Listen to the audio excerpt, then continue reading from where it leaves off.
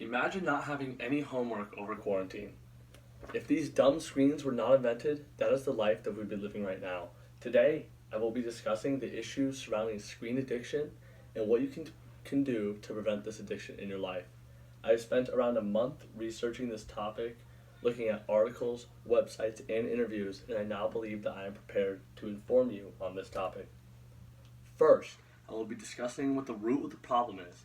After this, I will move on to the cause and why we are so addicted to these screens. Finally, I will go over what we can do to stop this addiction. So now, I will go over the problems of screen addiction and how it harms us mentally. Can everyone give me a wave if you've been on Instagram today?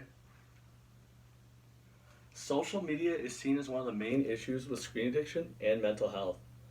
Instagram is one of the most popular social media apps ever, with over 1 billion active users according to omnicore.com.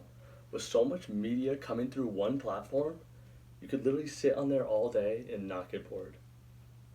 Another social media platform that many people seem to be addicted to is Twitter. Twitter is an app where you can tell people anything, what you're thinking, how you're doing, maybe a joke.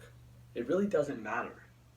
This app is super addicting according to psychology.com, and I quote, "From a psychologist standpoint, Twitter taps into our natural reward-based learning processes. This learning processes causes dopamine to go to the center of the brain. This causes us to feel good and happy for a couple minutes, sort of like a drug." Video games are another huge cause of screen addiction. People all across the world log on to video games to try to escape from the routine of normal life. According to the New York Times, the World Health Organization recently made a gaming disorder a classified disorder. One game that is notorious for screen addiction in recent times is Fortnite. The reason for this is the popular video game Fortnite is actually designed to be addicting. It's currently facing a class action lawsuit against them.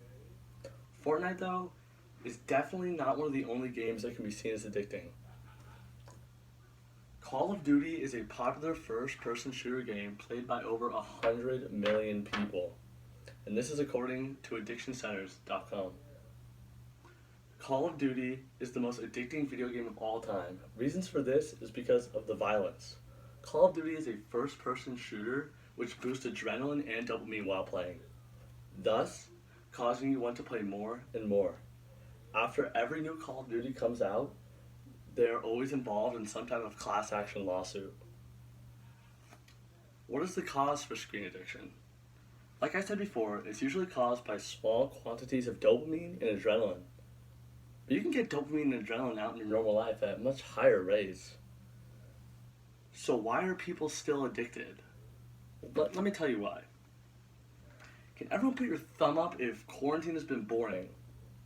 Now keep that thumb up if you've seen a spike in the use of social media, video games, etc. Anything with a screen. That's what I thought. Boredom is a huge cause for addictive levels of screen time. Think about it. If you're at home bored, would you rather stare at a wall or get some adrenaline from Call of Duty or dopamine from Twitter? This is a very big problem for young kids or even teens who tend to get bored easily. The reason why is with new technology, parents can just hand their kids a screen, to distract them. Examples of this addiction starting young can be seen everywhere. According to CambridgeNews.com, a 9-year-old girl was checked into rehab after logging on to thousands of hours of Fortnite. Loneliness is another main cause of screen addiction. The reason for this is the sense of interaction when on social media and video games. Screens are used as kind of a plug to distract you to forget about your real life.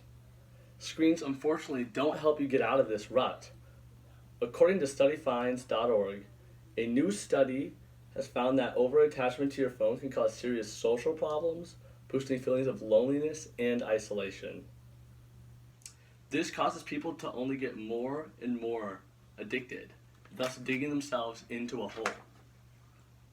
Fortunately though, there are ways to stop screen addiction and things to help you cope with life without a screen. A one-day digital detox is a great way to help get back in touch with yourself. Spending one day with no screen is a great way to really see why it's important to log off.